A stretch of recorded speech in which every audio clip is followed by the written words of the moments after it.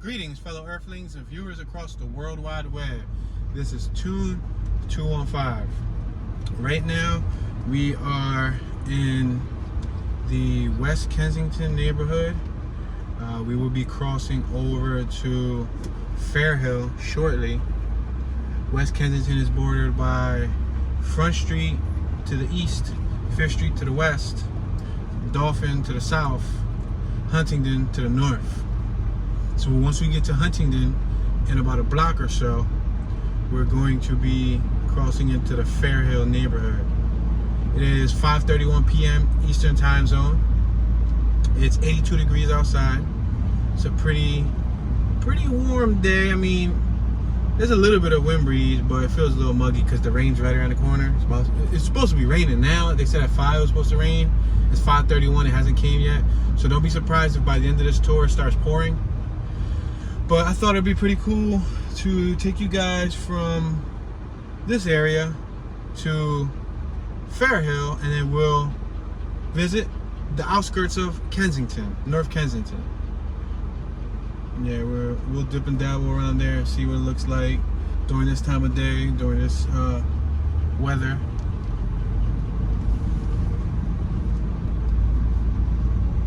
We got plenty of lots on my left, plenty of lots on my right. There's a home for sale on my left-hand side. There's a lot for sale, and this home coming up is 40 G's. That's all they want for it. I don't know if they put the price down, but it's right here on my left-hand side. That red row home, 40 grand. Will get you living in the hood. A lot of these lots, they haven't been bought yet, but I foresee them in the near future being bought and turned into 3-story homes with roof decks and all of that. We're in Huntington. We're next to Fairhill Park, right here in front of us. That's the playground you see. We're now on Huntington and Lawrence. We got Alberto Grocery Inc. on my left-hand side. It's a corner store. That's actually where my pop met my mother. My pop used to run that store back in the 80s before I was born. And that's where they met, yeah. This corner store holds significance to my story. We're passing the 2600 block of Orkney to my right, 2500 block of Orkney to my left. We got a family restaurant on my right hand side. Damn, Nestor. Damn. He got a black eye.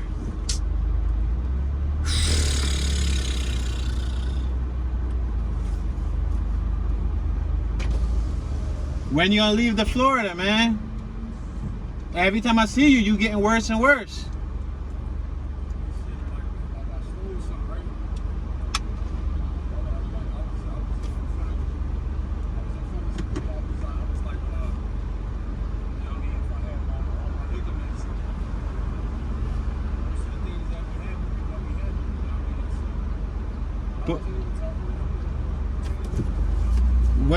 But when you gonna leave though, man? You told me that you was planning on leaving, but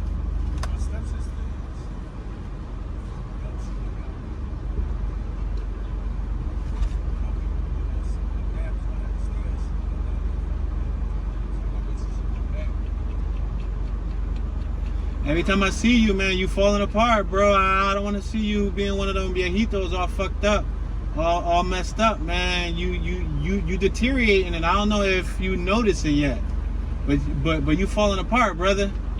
Last time I gave you that dime piece when you came out from the hospital, like 3 days ago, I saw you right there on Clearfield, on Lawrence and Clearfield, sitting up, posted up.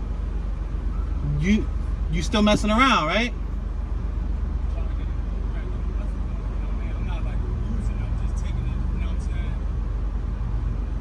Nestor, man, I'm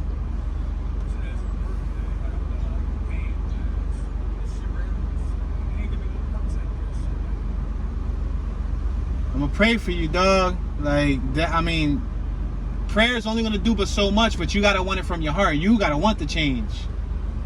You know what I mean? This environment isn't good for you no more, bro. You gotta get far away from the substance. If you're not around the substance, you'll go through the withdrawal, you'll go through the itches, you'll go through the sweats. But after so many weeks, you don't have access to it. Maybe life might flip around, man. Because the next thing before you know, you're going to be missing a leg. And the next thing you know, you're gonna be messed up, dog. You was a healthy young brother, man. Healthy young brother. And I want to see you prosper. I don't want to see you fall apart, man. You ate yet? You got an appetite? What would you like to eat if I go pick it up for you? I ain't gonna lie to you. I'm gonna take the money and I'm gonna go get I'm sick right now. I ain't gonna lie to you. Yeah, well, I wasn't gonna give you the money. I was gonna go get you the food and bring it back to you, but you basically telling me that you would use the money for substance abuse. Yeah, bro. Both. Yeah, that's not a good cause, man. The best thing that you can be right now is sick. The best thing that you can be right now is sober. You need to sober up, G. You got any kids yet?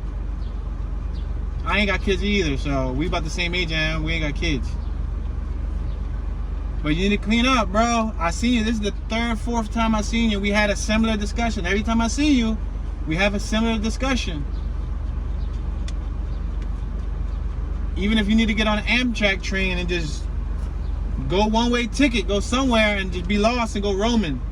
But after a couple weeks of roaming, you'll find your way. It's better than finding your way back up the block. Because they ain't doing nothing for you but taking your money and taking your soul and taking your life. Stay blessed, Nestor, man. I hope the next time I see you, I hope you better, or even better yet, I hope you take my advice and you take that ticket out of here, man. Because you have to want it. I can't force you. You have to want it. Stay blessed, G. And pray, man. Prayer is real. All right, dog. Love you too, man.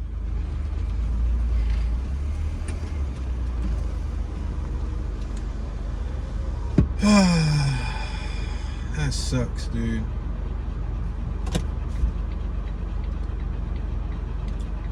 Speechless.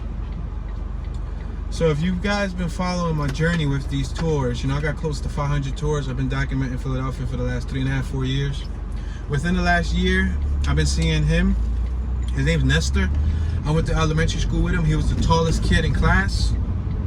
He was also like the class clown. We're on 5th Street, y'all. He was also like the class clown, like the Joker. At the time, he was young, healthy. He looked like he had a lot of potential. He could have been a ball player. He could have been anything that he put his mind to. About 2-3 years ago, I started seeing him around here with a Caucasian female. He didn't look on the up and up. They both looked like they were up to no good. About a year ago, I started seeing him at this Dunkin' Donuts on my left-hand side, where they shot the manager and they killed the manager. They gunned her down a few weeks ago. And he was asking for change. So I was in my CRX at the time, and I remember he saw my CRX. He likes Hondas, evidently. He said, "Oh man, what year is this?" And he was talking to me. I don't think he realized who I was. So I'm like, I told him the year, 1989 Honda CRX SI 5-speed, and he loved it. And he said, "Yo, bro, do you have any change?" I'm like, "Yo, Nestor, you don't know who I am, do you?" He's like, "No, why?" I'm like, "Bro, and I told him my government name. And he said, "What?" And I said, "Yeah, bro, like me and you was in elementary school together, though. Like, what happened to you? You was the tallest dude in the class. You could have been a basketball player." And he started talking to me, and I was like, "Bro, what are you on, fentanyl?" I thought he was on fentanyl, or he was shooting up, because that's the way he looks. He said, "Nah, bro, to be honest with you, I'm snorting dope." And that blew me away, because like, I knew people shot dope. I ain't know people snort dope. It goes to show you. I mean, I don't utilize the substance, so how do you expect me to know it? We're passing Somerset. We're on 5th Street. So I saw him that time. I gave him some change. That was off camera. Cool. Boom. I saw him again. When did I see him? I saw him on a few occasions, because I even saw him at second-hand Susquehanna Chinese store one time, and I gave him some change too. Off camera. I had another talk with him. Then I saw him on camera when I was doing a tour of this Fairhill neighborhood. If you look at my Fairhill tours, like a month ago, I captured. I saw him limping. He had a what you call it on his foot, like a brace, like a cast. We're making a right on Cambria. We're in the Fairhill Badlands Hood. So I saw him with like a cast, and I made a U-turn. We're passing Orkney. We're now approaching Lawrence. So I told him, like, yo, what's up? And I said, yo, what's up? You all right, man? He told me a whole story about how somebody tried to break his ankle in the gas station. He was sleeping at the gas station. I don't know how factual the story was, but he said he just came out of rehab. He just came out, because he's obviously, he had some hopes of hopefully to get clean. So he said that he was good at the time. So I mean, I'm not no dummy. You can't hustle a hustler, But he was in poor shape. He was limping. He had crutches. So I'm like, dude, here, I got $10 in my pocket. I gave him $10. I gave him a $10 bill. That was my last $10. I gave it to him. Mind you, I haven't, really socialized with him since 6th grade. 5th, 6th grade. And now we're in our 30s. We're on 3rd and Cambria. Traveling eastbound on Cambria. So I told him, get some food with that 10, bro. Get some food and don't go get messed up. He said, no, I'm cleaning up, bro, blah, blah, blah, blah. Like I just told him right now, right after I gave him that money, like 2 days later, like a day later, I seen him right on the drug spot, right on the corner of the drug spot. So I already knew that he pump faked me. Cool, right? So we're on American and Cambria. I've seen him a few times, like drove by. I would say probably since that one time that I saw him sitting there at the drug spot, like another maybe one time, maybe 1 or 2 times. He would be on a wheelchair now, right? So we're at Cambria and Phillip. We're gonna stop right here at 2nd and Cambria. So I just saw him right now. He got a swollen black eye. His whole eye is just swole. And he said that briefly, what he just told me is that I guess somebody thought that he stole something, and that's how he got the black eye. So now half of his foot is off. He got a black eye. He looks horrible. And the first time I discussed the conversation when we was in that Dunkin' Donuts parking lot, wow, the dude on my right is so high. He's dipping, he's falling. He could barely stand up. There's a dude right here on my right hand side, so high. Bro, like you can't even stand. So I'm gonna pull over right here so you guys can see what I'm talking about. This dude is so high, so wasted. Look at this dude right here as I'm talking. This dude with the burgundy shirt, like a plaid shirt, looks like he's pulling out weeds or something from the gate, but he was just stumbling right there in front of us. Look at, he's dipping down. Look at, now he's like about to fall out. All right, Sonny, I'm gonna continue the story while he wobbles around. So the first time I talked to him in the Dunkin' Donuts gas station, the Dunkin' Donuts drive-through, he said that he was gonna take a ticket to Florida. He wanted to get away. I said, bro, getting away is the best thing that you can ever do, because being over here near the substances isn't gonna help you any. You see the dude? You see how he could barely look at him. He's just bobbling around. So that time when I saw him when he first lost his foot, a piece of his foot, again I told him, bro, weren't you supposed to leave to Florida? He said, oh, I'm trying this, that, and the third. Right now I just told him, bro, aren't you gonna leave to Florida? Y'all heard me tell him. And he's like, oh, that his sister messed it up for him, that she took his space. I don't know how factual that is. He might just still be stuck here. So he looked like he was in poor shape. So I asked him, bro, you ate? Like, he said, no, I didn't eat. No, I said, are you hungry? He said, yes. We're passing Palethorpe. So I said, if I get you some food, what would you want to eat right now? Because I was going to go get whatever he wanted. If he said a cheesesteak, if he said some McDonald's, if he said some, whatever he said he wanted, I was going to get him. We're in Hancock and Cambria. And then he said, bro, I'm going to keep it 100 with you. I'm going to be real with you. I'm sick right now. We're passing Mutter Street. We're approaching Manchester and Cambria. I'm sick right now, and I'm just going to use that money to get well. The term sick is a term that's used when people are not high off of dope. They get like a dope sickness. So their stomach turns upside down. They get the sweats. It's like a withdrawal. We're passing Waterloo. But from what I hear, a lot worse. I've never been dope sick, so I wouldn't be able to really describe it to you. We're at Howard and Cambria. So he told me straight up, bro, I'm gonna just use the money to get. I said, bro, I wasn't, not for nothing, but I wasn't just gonna hand you money so you can quote unquote go and get food. We're passing Hope Street. I was gonna go get the food for him, but he was honest with me. He told me that he was gonna get the substances. I'm sorry, man. Like, I'm still not gonna give you the funds so you can go get substances, because that's just gonna help you deteriorate yourself, bro. You don't need to be around here. I told him, you don't need to be around here, dog. Leave. What are you waiting for? Get on a one-way Amtrak ticket to the middle of nowhere. Walk it off. Clean up your life. You don't got kids. I asked him, he don't got kids. I don't got kids, so because we the same age. We was both in 6th grade together. It was in 5th grade, 6th. I think me and him was probably like 4th to 6th grade together. You know what I mean? So it's like, I actually went to high school with both these dudes right here on my left. We're seeing a lot of people from high school. Yeah, so, you know, I pretty much just told him, bro, like, don't even, what are you waiting for? Like, what are you, like, come on, man. Every time I see you, you falling apart. You're like, literally, like, you're becoming more and more soulless when I see you. You're more lost and you're more beat up. Next thing, I don't want to see you missing a leg. Right now, he's missing a piece of his foot. And he tried to blame that on the reason why he got beat up. Let's make this right on A Street. He tried to make it seem like, oh, because I'm in this condition, that's why people messing with me. Nah, bro. You out there utilizing substances and you putting yourself in a vulnerable position. That's why they messing with you. They're going to think you sweet because you got a weakness for dope. We're on A in Somerset. You understand? Like, put the dope down. And it's easier said than done. I've never been on dope, so I can't just tell him, put the dope down. But that's why I say, you know, I can't force you to be clean. We're going to go to the next block. Let's make a right on Water. We got an ice cream truck in front of us. For that guy who always wants to see ice cream trucks, there's a dude who always comments in my comment section that says, ice cream trucks, show ice cream trucks, show ice cream trucks. Well, there you go. There's an ice cream truck in front of us.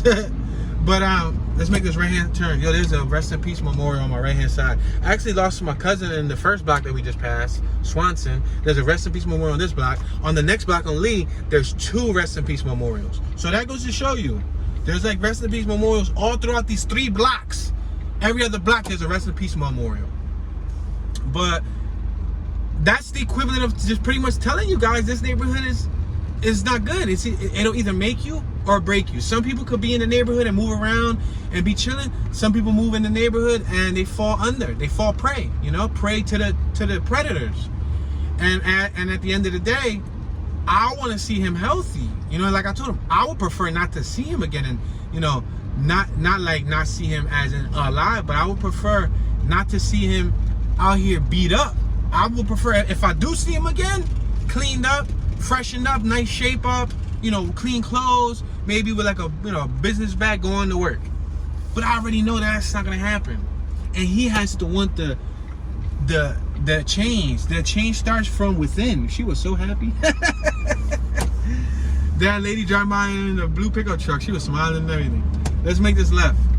Yeah, but that was heartbreaking. That was heartbreaking. That is heartbreaking. And he ain't got nobody here. From last time I talked to him, he said he ain't got nobody.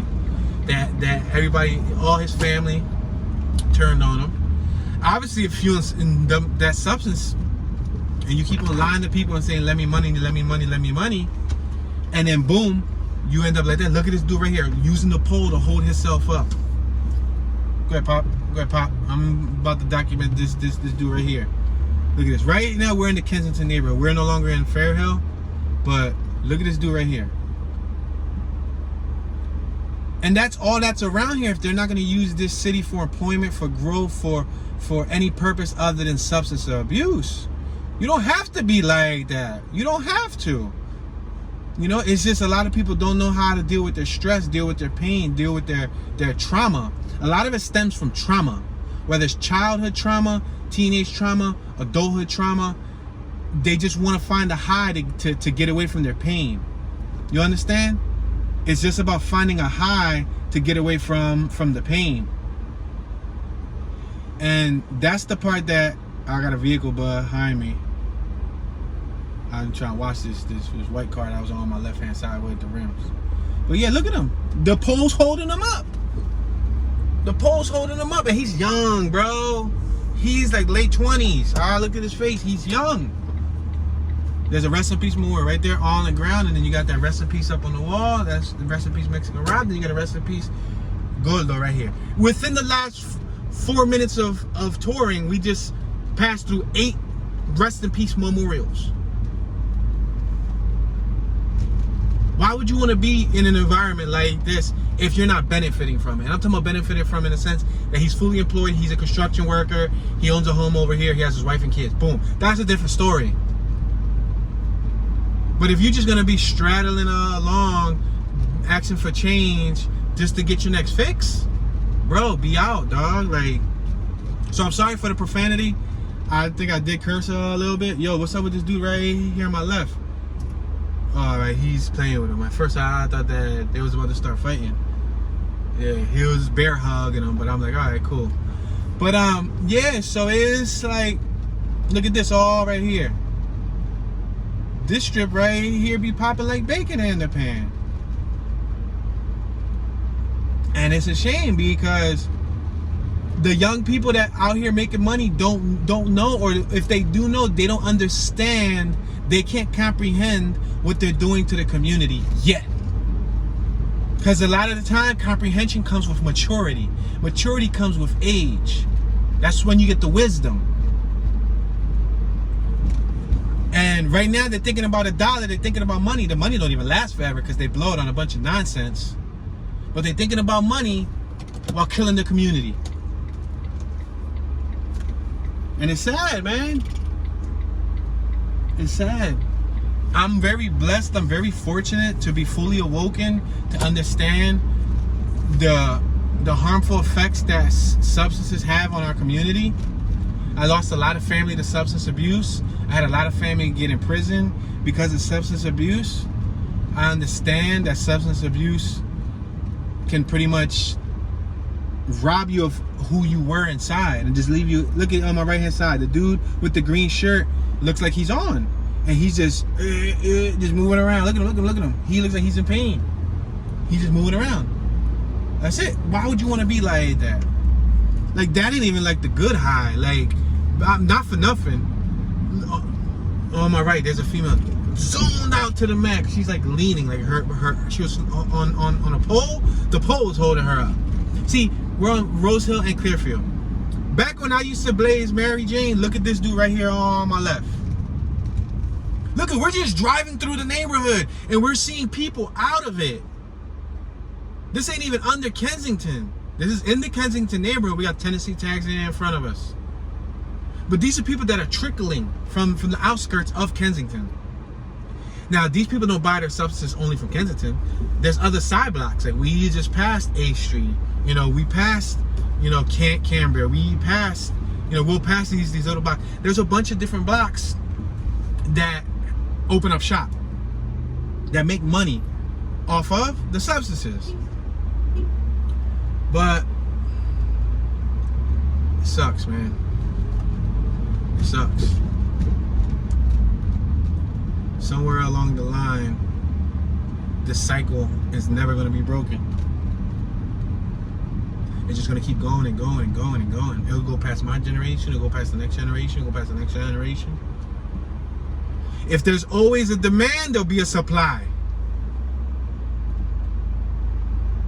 You heard that? We just passed bold in that. If there's always a demand, there'll be a supply. Because whenever somebody wants something, people are going to supply it. It's crazy, man. I wish him luck. I wish him luck, you know. I could only do but so much. Could only do but so much.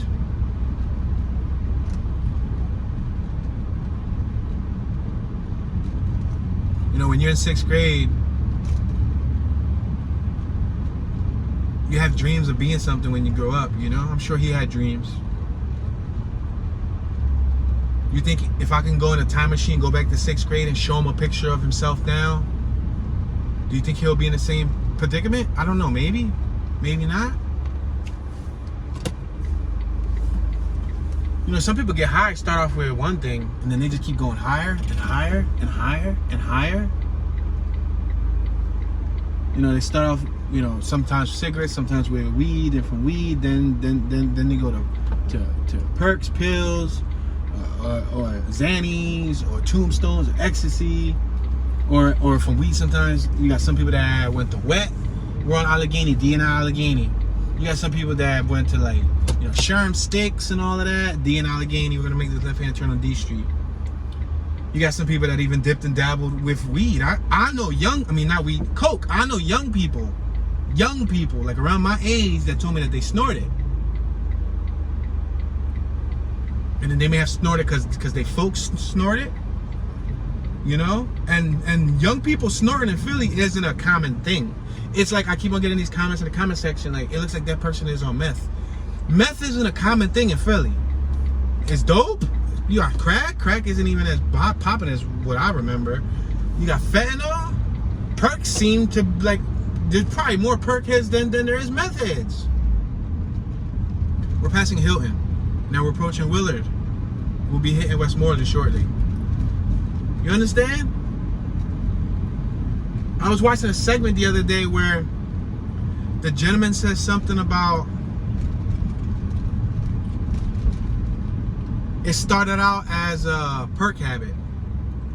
That he was popping perk 10s, and he was spending like anywhere from $200 to $300 a day on perks. I'm gonna make this left on Westmoreland because I don't want to go through that super duper bumpy street. Yeah, so he said that he was that he was spending about $200-300 a day on perks, just to stay lit. Now perks is an opioid. A lot of those people that probably jumped into the heavier, like the Fetty and the heroin, not all of them, but a lot of them probably came from perks. Because perk is an opioid. It gives you that sweat, it gives you that withdrawal, it gives you that stomach cramp, that sickness. We're passing CA in Westmoreland. I know people who tried kicking perks several times and can't kick it. I know people who don't smoke weed, who don't snort coke, who don't do any heavy drinking, but perks is their twist. And then this documentation said he spent $200 to $300 a day on perks, and once he found out about the dope, he started dope. Because guess what? He can get 20 worth of dope, maybe four hits a day, maybe $5 a hit. I don't know if he got the dime bags or whatever. He got 4 hits for the day, and it keep him well. That's the term. It keeps you well throughout the day. So these people are just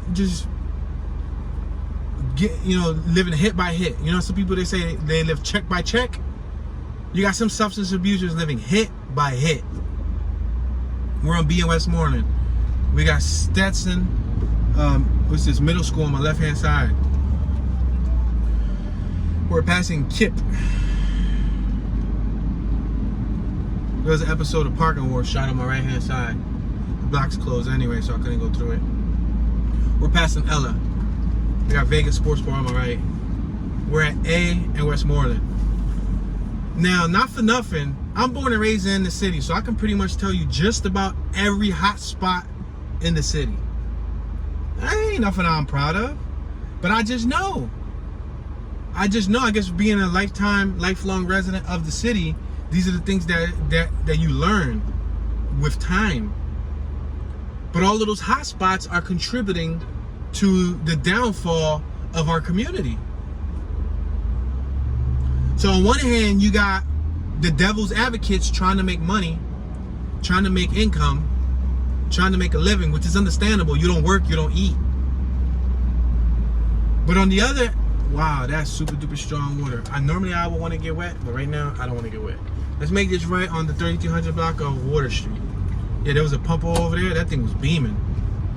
But and then on the other hand, one hand you got the people that want to make money, but on the other hand, you got the people that's pretty much turning into a human corpse, giving away their money, hopeless, trying to forget their pain, trying to forget their stress, trying to forget their struggles, trying to forget the trauma, the drama, the worries, the heartache. Because I'll tell you something, the first reason why I started utilizing Mary Jane when I was 15 and a half was because I had just got finished carrying my uncle out the house in a body bag. Then I was going through some petty youthful emotions, well, you don't know, but I'm telling you, I was going through some petty emotions not with my uncle, but you know, my social life being a youngster. Then before I lost that uncle, I lost a few other uncles to gun violence in Philly. So by the time I was 15 and a half, that uncle passed away in my house, and I carried him out the house in a body bag. I guess you can say that that's somewhat traumatizing in a sense to a 15-year-old. And it was one of my favorite uncles.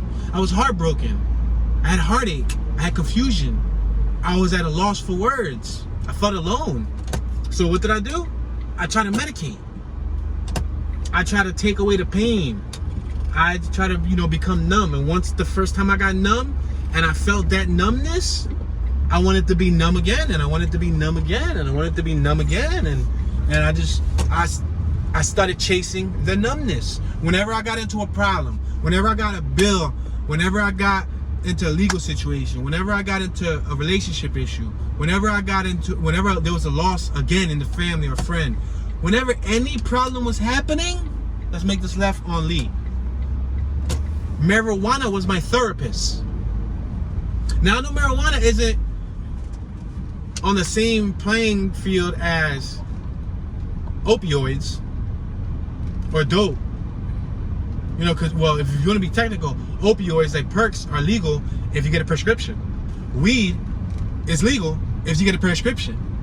So they might be close to the same playing field, but they do have different, you know, interactions with the body.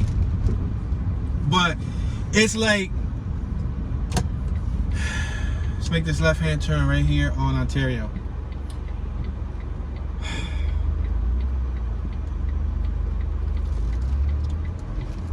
That's something they don't teach us in school. They don't teach us how to deal with our emotions.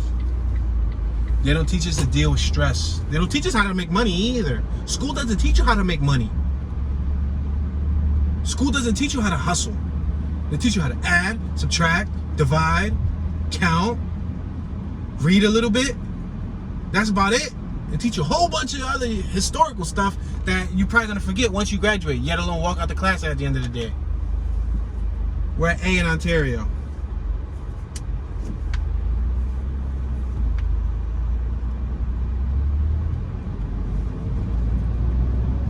So for those people that are out there stuck, lost in abyss, we can't frown on them.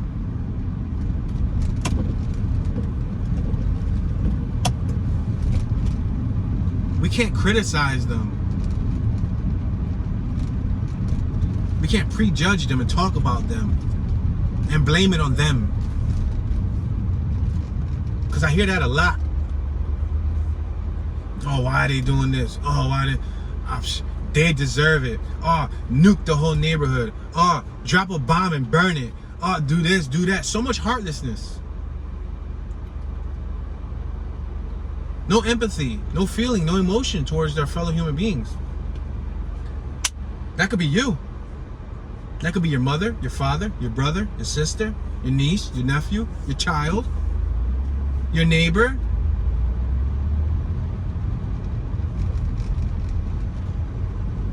We're at B in Ontario.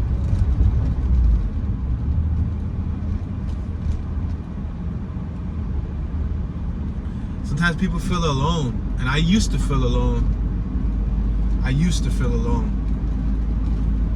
And there's an occasional time or two where I might go through a lonesome thought, or I'll go through a situation and I'm dealing with it alone, because I'm like the lone wolf, I'm like the lone warrior. But I choose consciously not to run to substances to handle my problems. And I drive by everywhere in Philly, everybody's smoking a Dutch. People, you know, drinking lean, drinking Coronas and beers and the little drinks, the mixed drinks. And I remember that buzz feeling. But I don't want to taint the purity that I've been working on, building up my tolerance and just, you know, doing my best to live a more thoughtful life. You know, we're left with emotions to feel them. As human beings, we have emotions to feel them. Not to hide them and cover them away. Not to shut down and block the world out. But if you cry, the universe gave you that for a reason. If you get mad, the universe gave you that for a reason. If If you get happy and you laugh, the universe gave you that for a reason. Those are feelings. There's some people in this world that don't have feelings. There's some people in this world that can't cry, that can't laugh, that don't get mad. So sometimes we gotta appreciate the very little basic things that we got in life. That's what makes life life. If you're not living, you're dead. If you're not feeling, you're dead, you're gone. So feel. It's okay to feel. Let's make this right on Tioga. I wish somebody told me this when I was younger. Nobody told me this. Nobody told me this. And I've been waiting to have children so I can pass this information on to them. So they can be a step ahead of the curve. So I can hit them with the curveball and they can catch it, the one that I never caught. We're on E in Tioga.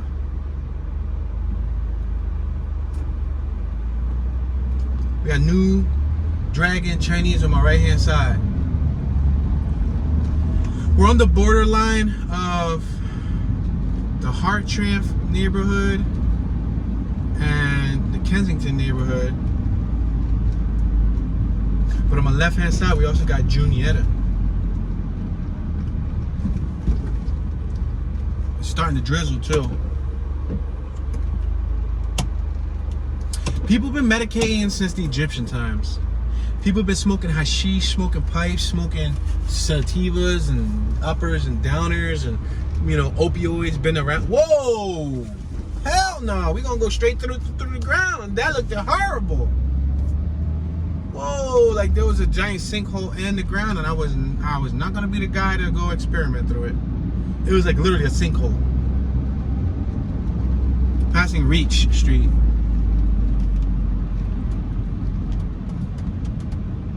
Yeah, but so I understand that a lot of these people that are out here, we're 3 blocks away from Kensington and Allegheny, the opioid crisis of the country. Just know behind each and every one of those individuals, male, female, young, old, no matter the ethnicity, there's a story. You ask them why they're under there, there's a story. They're not gonna say, oh, I'm under here because I was wealthy and I had $1 million job and I had a Ferrari and life was good and I just wanted to try some dope. No, they're not gonna tell you that. Everybody's gonna have some type of you know, downfall in their backstory that led them to the point of temptation. They were presented the apple and they took a bite. I hate to put it like that, but that's the truth. We got Harrogate Plaza on my left hand side. At any given time, I could take a bite of the apple. At any given time, I could sit there and have a sip of a drink and fall off. Not saying that I was much of a drinker, but you know, getting that one buzz from alcohol would then lead me to saying, oh, why am I sitting here drinking? I might as well just roll up a Dutch. And ain't no one stopping me but me. My wife ain't stopping me, whether I smoke or not. She don't care. My pop ain't stopping me, whether I smoke or not. He don't care. My mom ain't stopping me, whether I smoke or not. She don't care. None of my homies care. The only one who's controlling my choice and who's responsible for me is me. So I gotta remind myself of that every single day. Not to become weak. Not to become or fall prey to my feelings, to my desires of feeling, you know, clouded. Hypothetically speaking, you know. We got Scanlon Playground on my left hand side. We're on J and Tioga. This is the Harrogate neighborhood. It's right next to Kensington.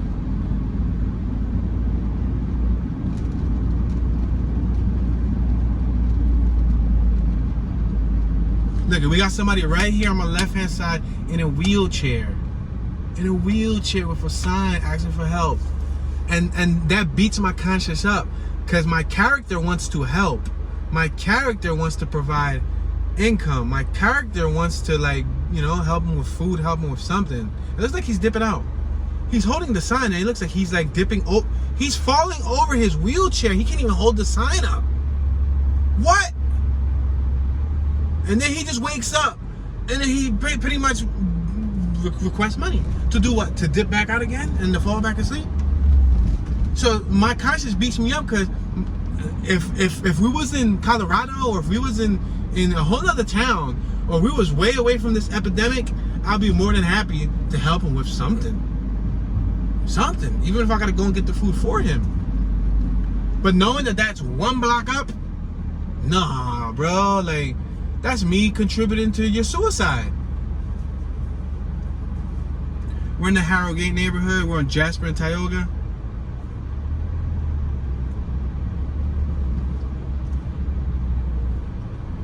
Then we got young kids on my right hand side that grew up in this environment. Nestor was once that young kid. That's how I look at it. When I was stoned every single day, I was once that young kid.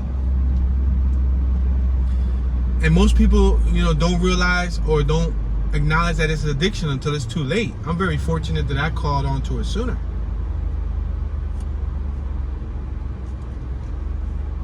Somebody tried to tell me that, Toon, you can't compare Mary Jane to this, that, and the third. First of all, I wasn't comparing it, but they try to say blah blah blah, that there's no addictive substances in Mary Jane.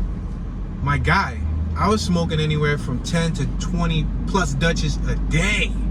We're not talking about cigarettes, we're talking about Dutches, we're talking about Bluntville's, we're talking about Entourages, we're talking about Phillies. Make this right on Joy Street. We're talking about I was abusing my lungs. We're talking about I was coughing up blood sometimes. I had phlegm that was black tarry phlegm and boogers. We're talking about my teeth became slightly discolored and in some cases loose. And I used to justify it. I used to say, oh no, I'm good, I can control it, I'm good, I'm working, I went to college, I graduated college, I work a 9 to 5, I'll make a bi-weekly check, I have health care benefits, I drive, I have vehicles, I'm on my way to a prosperous lifestyle. Shortening my lifespan. That's what I was doing, shortening my lifespan. Not to mention the expense that comes with it. Because you calculate smoking 10, 20 Dutches a day, that's not cheap.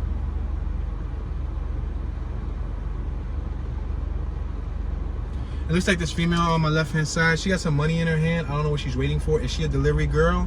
Is she dropping off food via Uber, or she's picking up food via Uber? What is it? I'm confused. She got like 40 bucks in her hand. And this Dodge in front of us is, I guess, slowly creeping because of that. But yeah, guys. Yeah, I think she's dropping off food. It looks like it because she's getting change back. Yeah, a lot of people don't realize it. And I'm fortunate that I didn't go into anything heavier. I ain't gonna fraud. I tried blues before. I tried Xannies. My mom gave me Xannies because she used to get prescribed them. And when I used to visit my mom, she gave me Xannies. I tried Tombstones. Those things are like horse tranquilizers. Weed, dro. I mean, I didn't really get into anything. I ain't never get into wet. I never got into coke, dope, crack, rocks. None of that. Meth, none of that. Cigarettes. I never even smoked a cigarette a day in my entire life. I don't know what a cigarette lightheadedness is. I don't know what that is. That doesn't exist to me. The worst thing I probably did, this ain't funny, but I took an ounce of weed, I crushed up a bunch of blues and some Tombstones, I put them in the NyQuil, I shook up the NyQuil, I sprayed it all over the weed, the ounce of weed, I put a heat lamp over it, I let the heat lamp dry up the weed and get crystallized, and then I smoked that when I was like 17, 18. That's me just experimenting, you know what I mean? But that's the worst that I did. But I never got curious to, oh, let me snort some coke. Let me go smoke a rock. Let me go smoke some crack. This weed high ain't good enough for me. What? Listen, when all my boys were smoking that loud, was smoking that exotic, was coming out with purple, was coming out with this, with that, with the third, I had people coming to me with all types of stuff. And I'm over here, for many years I smoked Reggie. Some people frown on Reggie, but listen, when you don't smoke anything else, and you don't use any other drugs, Reggie will get you right. Let's make this left on Ontario. It wasn't until the last 5 years to a decade, last 10 years or so, when exotic became so common, quote unquote loud. We're passing Coral Street. When loud became so common that everybody and their grandma now wanted to smoke loud. You know, back in the day, the most exotic thing that we have was like Purple Haze, Arizona Red, Acapulco Gold, Thai Stick, Panamanian Bud, Bubblegum Kush. Those are different strands of weed that I smoke. But to be honest, they all did damn near the same thing to me. You know, I hung with homies that smoked. They'll take a dub and they'll stuff a dub into a Dutch. And you got little old me taking a nick, breaking up half a nick and making a little teeny weeny skinny Dutch. And they look over at me like, yo, too, like, you want some more weed? I'm like, nah, bro, this is it. This is all I need. Y'all smoking those big Al Pacino cigars, like, for what? You building up your tolerance, and that's how you end up creating a very expensive habit. So yeah, man, it's nothing that I'm proud of, but it's definitely a learning curve. It's a learning story. I got more details to my story, but I choose, you know, to be pretty. Go ahead, dude. You're gonna ride right by me with your scooter. Oh, that's Edwin. I smoked with his brother. I smoked 21 Dutches on his brother Bill's. So his brother Bill turned 21 on a Sunday. For Friday, Saturday, Sunday, we smoked 21 Dutches each day of the weekend until Sunday, and then I smoked with him too a whole lot. But yo, for real, I'm about to beat. I see you. He don't know how I got this, John. So he confused. Oh, he busted a turn. Hold on, let me see him. I busted a turn. That's Edwin. But yeah, I blazed with his brother. Speaking of blazing, like that weekend, I was like 19. It screwed up my tolerance. It screwed up my tolerance because we couldn't get no higher. We was taking dimes and just stuffing dimes and Dutches, and we were just smoking, chiefing. Some people are proud of that. I look at it now as when I'm in the door, I think it was stupid. I think it was a waste of money. You understand? Like, you know, but it is what it is, man. I live to tell about the story. I'm very thankful. It wisened me up some.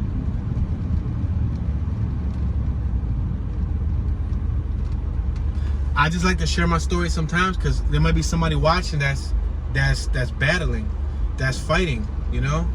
Somebody that's battling and they feel alone. And I want you to know you ain't alone.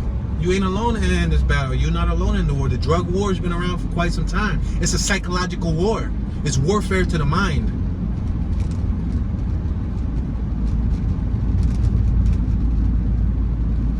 That's deep. We're on Pickwick Street, 2000 block East Pickwick. I'm gonna make this a left-hand turn coming up right here on Albright Street. We're in the Hartranft neighborhood. Yeah, but and it's hard too. It also depends on the community you're in. If it's a social norm, it makes it 10 times harder. Like, I still hang around with people to this day that blaze like crazy. Like the other day, like a week and a half ago, I was chilling. Watch it, young boy. I was chilling with my homie NR. Shout out to Nick. I was chilling with Nick and all the homies from Lawrence Street, and we was like 10 deep out there, 10, 15 deep at one point, and they was all smoking. But I don't smoke. And he kept asking me like 10, 15 times, you want a beer, Tune? You want a beer? You want a drink? You want a beer? You want some weed? You want some beer? Yo, do this, that, and the third, this, then the third, and the fourth. I'm like, nah, bro, I'm good. Nah, bro, I'm good. I'm cool sober. It's cool, bro. Like, I'm chilling just like y'all chilling, but I'm sober. I like to be on my P's and Q's. I like to be on point. There's been a couple times when I was stoned where I got caught off point. I got caught slipping. The last thing you ever want to do is be caught slipping.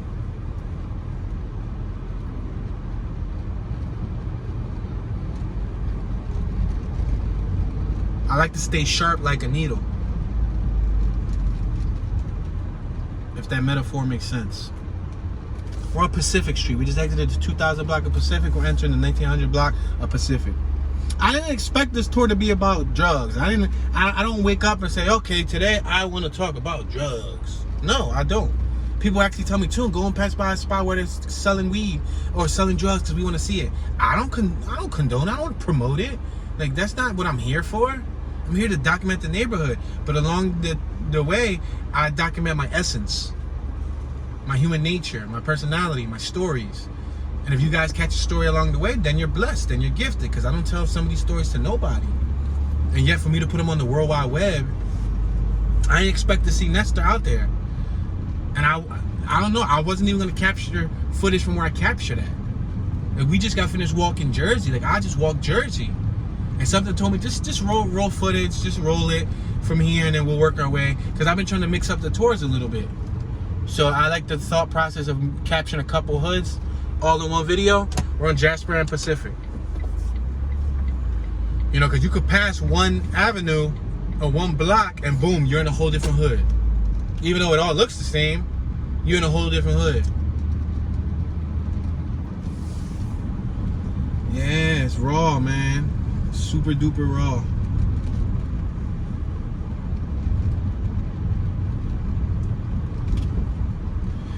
That's why part of me wants to get out of the city, because I'm on a different wavelength than most of my fellow human beings that reside around me. I just want to be like on a mountaintop somewhere, peaceful, alone. Even though I spent the last several years in solitary confinement, like literally, like you guys wouldn't even understand. This will be in my book one day, but I spent the last couple years getting to know myself better. I had a wake-up call, and the best thing you can ever do as a human being is to get to know yourself. Alone time is good time. Get to know who you are. Get to know what you want. We're at Jasper and Atlantic Street. I'll make this right on Atlantic. You get to know what you want.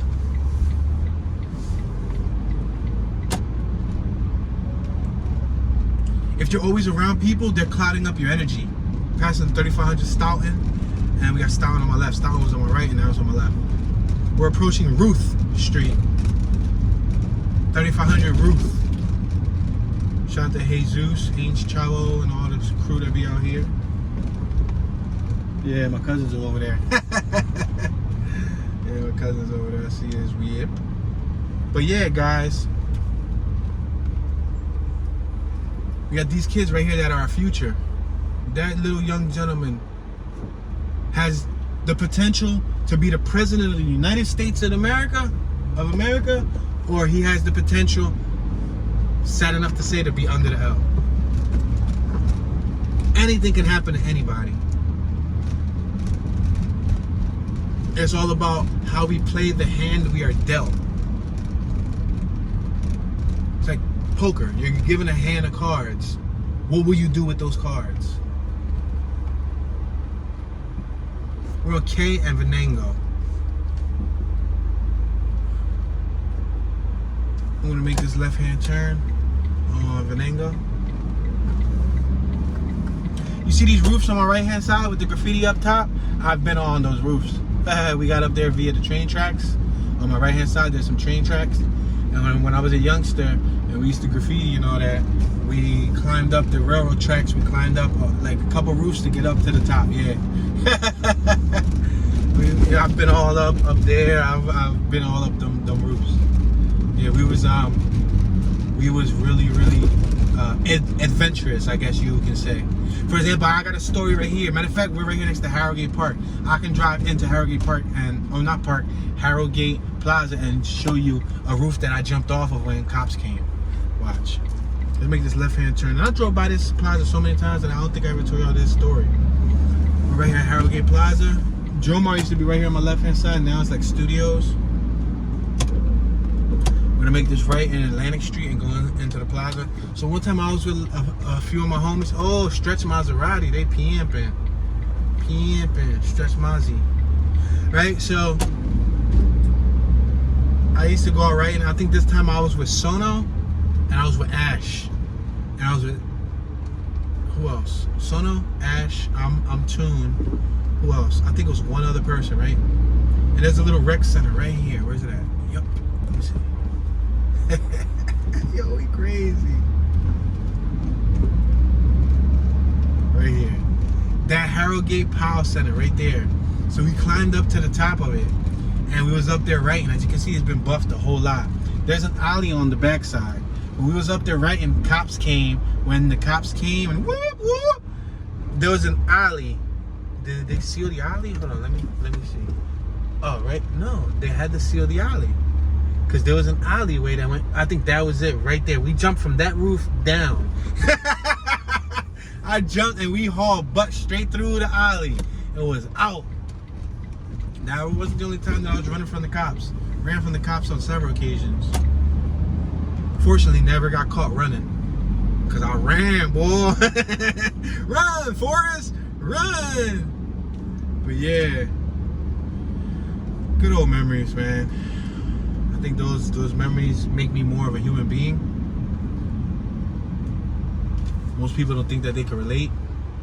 Most people hear my well-spoken vernacular and they're like, man, this guy grew up with a silver spoon in his mouth.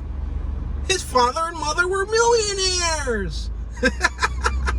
It's like, nah, I'm kidding. I'm kidding you. It's like, nah, but nah, man. I grew up in a poor hood. You know, my pop was working class. You know, I grew up, you know, just average, just $1 and a dream.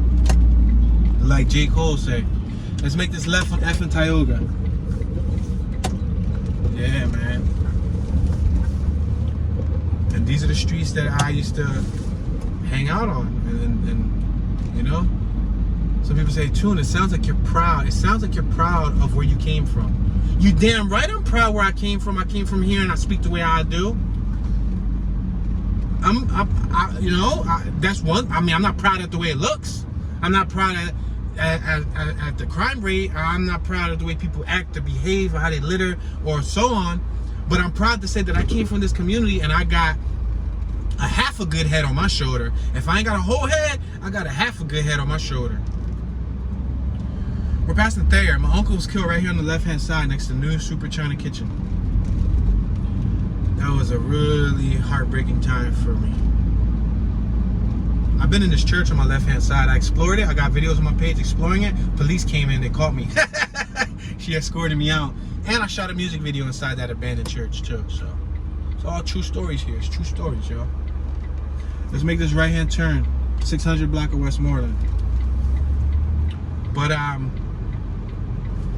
would I change anything? I don't know. That's hard to say. Let's make this left on the 3200 block of Keene. It's hard to say because if you change anything, even the most hairline detail, you change the whole ripple effect of your life. Therefore, eventually changing your mindset and who you are and who you became.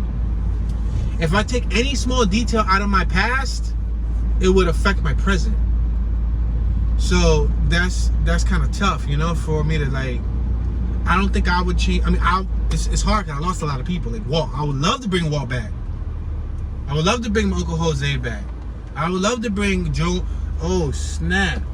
This is exclusive, bro. Can I get a car wash? Can I get a car wash? I want to be in your little free car wash. They gonna be mad. They gonna be like, why is this boy scheming? Nah, bro. This is decent. This is fine. Yo, leave it up to Puerto Ricans to hook it up, yo. Yo, they use like 8 PVC pipes. They took all these PVC pipes. They built like a little, they built some whole mechanism over there. They drilled a whole bunch of holes through it. They hooked it up to the pump. They got a whole car wash over there. That's pimping. But anyway, guys, you know, this is just a little bit of my story. A little bit of the story. A little bit of the man behind the camera. Or a little bit of the inner child behind the camera. because inside me there's a child still. Right now we're on F in Allegheny, and unfortunately, ladies and gentlemen, we have just reached our 1 hour mark. I'm sorry we did not cover the whole Fairhill neighborhood, the whole Kensington neighborhood, or the whole Harrogate neighborhood. We just briefly touched base in a few areas in each neighborhood. I didn't focus too much on the facades, on the layout, on the neighborhood, on what's around me, because I've did tours in this area 20 plus times. I got plenty of tours in all the areas that we just went in today. I'm from North Philly, that's where I'm from. So I've covered this so many times, so that's why I wasn't much of a stickler at being in details. You know, again, I kept main streets, you know, in mind. I let y'all know where we was at, but that's about it. But yeah, guys, we're right here in Kensington. We're about to hit Needle Park, aka McPherson Square. But that is gonna be it for today's tour. We just reached our 1 hour mark.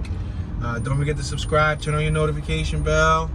Don't forget to show some love. Leave a comment in the comment section. If you have any knowledge, any memories, any history, any stories, feel free to comment in the comment section and share that so that other viewers across the World Wide Web who might be able to relate to you, be able to engage with you in the comments and hear your story. They can learn from me and they can learn from you. This is your homeboy Tune, Tune Dollars, Tune Ski, Tuneism, Bad Tune, Tune One, Tuner, Super Tune, Tunage, Tune Be Chillin', Tune about to bang this right on Kensington Ave, Tune right here next to Needle Park, but it is what it is, and I'm tuning out.